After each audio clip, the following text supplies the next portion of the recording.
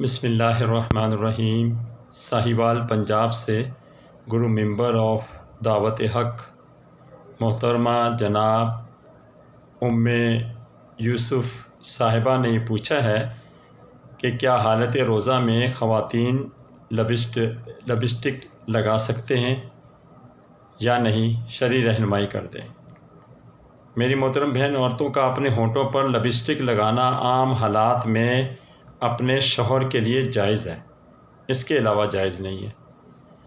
اب بشرطے کہ لپسٹک میں حلال اجزاء شامل ہوں، اگر اس میں کوئی ناپاک اور حرام چیز شامل ہو تو پھر ناجائز اور گناہ ہے۔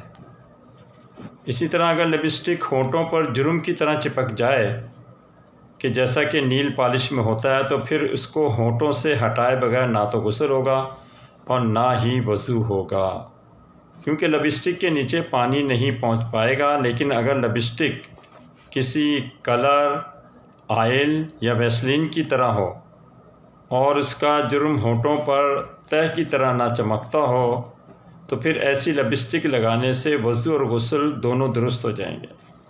اب حالت روزہ میں ہر میری بہن کو اپنے ہونٹوں پر لپسٹک لگانے سے پرہیز کرنا چاہیے کہ وہ کسی بھی قسم کی ہو، کیونکہ اس کے اجزاء کا منہ میں جا کر حلق سے اترنے کا خطرہ رہتا ہے۔ اگر اجزاء حلق سے نیچے اتر گئے تو روزہ فاسد ہو جائے گا، اور اگر اجزاء کا اثر حلق سے نیچے نہ بھی اترے لیکن منہ میں ذائقہ وغیرہ آ جائے تو اس سے روزہ مکروہ ہو جائے گا۔ اس لیے ہر خاتون کو چاہیے کہ جب اس کا روزہ ہو وہ ہونٹوں پر لپسٹک لگانے سے پرہیز کرے۔ اس مسئلے کی تفصیل دیکھنی ہو تو فتاوی عالمگیری، البحر الرائق، فتاوی رضویہ، در مختار میں دیکھ سکتے ہیں۔ مسئلہ میں نے اپنے ناقص علم کے مطابق بتا دیا، باقی اس کی حقیقت کیا ہے وہ میرا اللہ جانتا ہے، باقی واللہ اعلم۔